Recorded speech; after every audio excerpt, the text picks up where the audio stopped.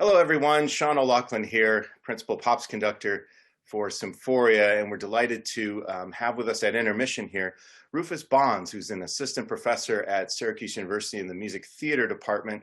And we thought it'd be a great way to talk about, the essence of Broadway and the music and what it's like to be on stage in London and in New York and on tour. And Rufus has an extensive history and experience in that world. So welcome, Rufus. Thank you very much. I'm glad to be here. Thank you for inviting me, Sean. So one of the things that's interesting for us in these virtual kind of sit downs is to get, in your case, a professor and a professional in the real world of what it's like. Just tell us about, you've been in some productions, like I said, in London and Broadway and on tours.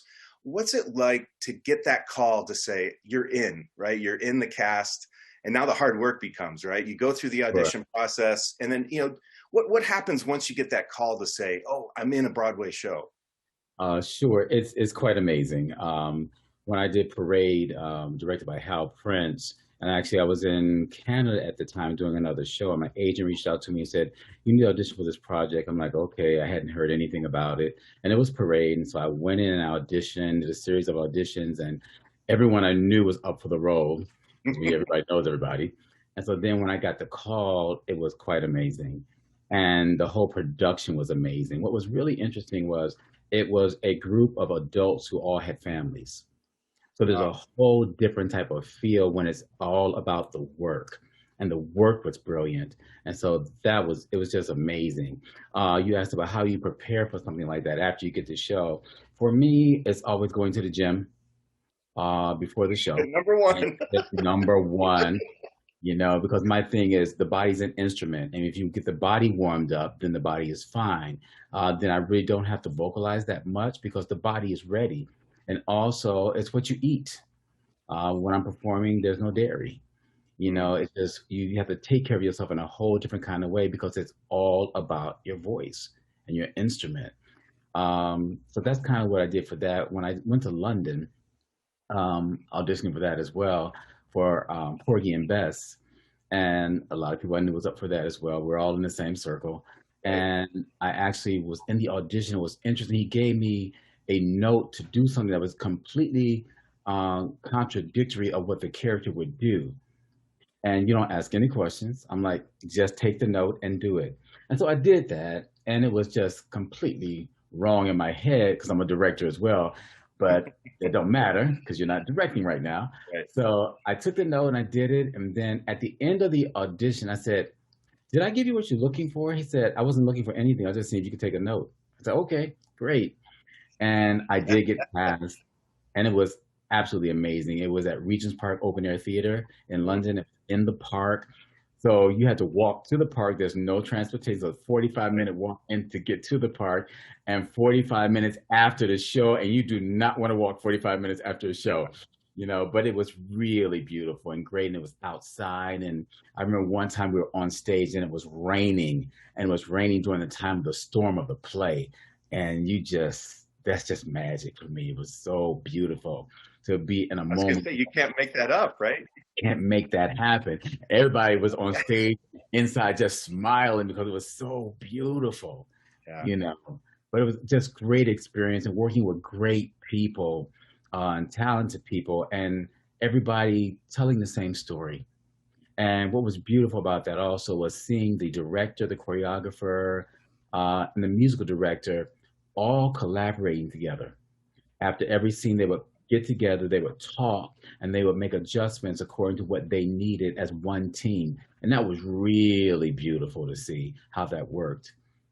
It reminds me, you mentioned, the team and working together, and it's exactly what we do as a symphony as well. Mhm. Musicians, actors, directors, we're kind of, made of that same cloth. And the music we've been hearing this evening and coming up in the second half has been some of the most iconic ones. Phantom of the Opera, Les Mhm. Mis, those types of things, and even dialing back to kind of I call like the founding fathers, Rodgers and Hammerstein. Those Yeah. those kind of guys. I mean, those Yeah. that's where you kind of get your baseline and then you build off that. And in the second half we're actually going to explore some music from Dear Evan Hansen as well as Mhm. Hamilton. And I know, especially with Hamilton, that is kind of completely made us rethink of what Broadway is, right? I mean, it's Yes. got every genre, not just from the show and from the theater, the stage, but also in pop and R&B and you know, Hmm. hip hop and Hmm. all that kind of thing. As a performer, when you're given material like that, you had mentioned, you know, the director gave you notes, but you have a certain idea, right? You read the part Right. and you want to do it like that.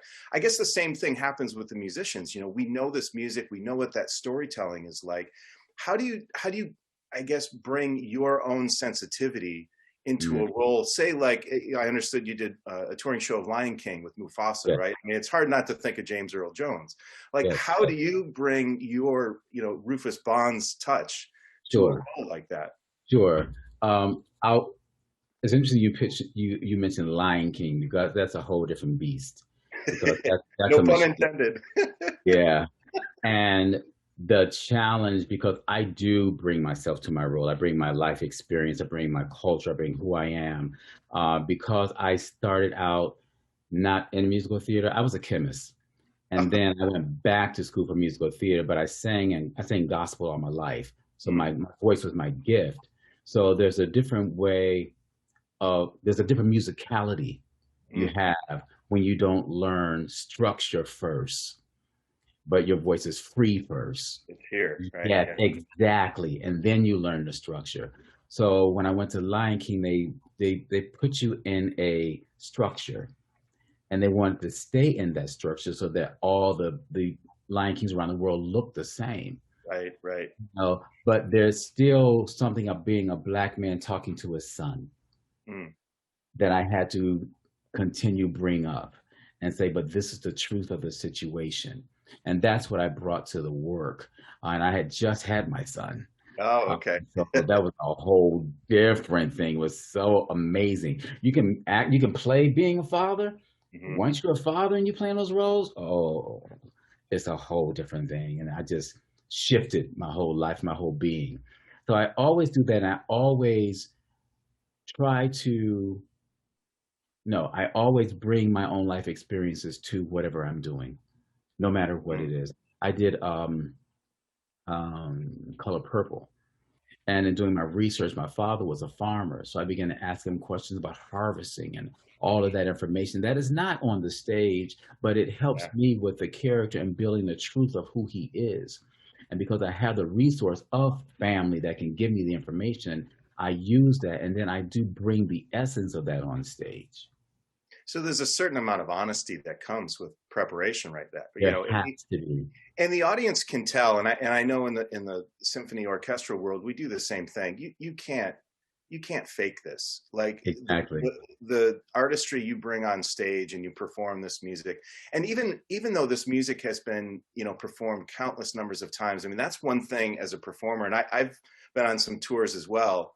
And Mhm. there's a challenge. There was one particular tour I was on. I had 90 performances of the same show in one calendar year, and you have to approach each performance like it's the first, or that Absolutely. the audience member seeing that for the first time. And we do that as symphony musicians too. I mean, both in the classical and the popular programming and repertoire, you know, people may have heard a Mahler symphony, you know, seven Yes. times, but Yes. maybe it's only once, and we have maybe Right. performed it that way. So it's always been fascinating to bring that kind of freshness, right, to each individual performance. And I know at the theater at Syracuse Stage, same kind of situation, right, where you have these extended Absolutely. runs and each one. So I mean, how as a Absolutely. performer would you kind of, you know, keep that energy at that high level? Sure. No day is the same. No one is the same person every day. And if you're truly working off of the person in your scene, and if you're working off of what you bring that day to the situation, it will never be the same, Mm, because your passion shifts in terms of what happens to you. If something lights you on fire one day, if something depresses you one day, you don't bring that on scene if it's not needed, but it is still there. And so, therefore, that drive and determination to get what you want in that scene is still there, and it is elevated in some kinds of ways sometimes. But it's also the opportunity to play. mm, It's a playground. yeah. And if you're on stage and you're playing, why would you not want to do that? It's nothing short of magical, right? Oh, it is very magical. And when it happens to you and it never happened before, it goes all through your body Mm. and you don't Well, want anything else. well, Rufus, this has been an absolute joy. My goodness, hearing your perspective, it's like sometimes looking in the mirror, Uh, of what we bring, that passion to the stage, and we're all Absolutely. performers at heart. Thank you for spending the time with us and kind of But shedding that light and lifting the veil of what it's like to be a true pro, and you are. And thank you for joining us.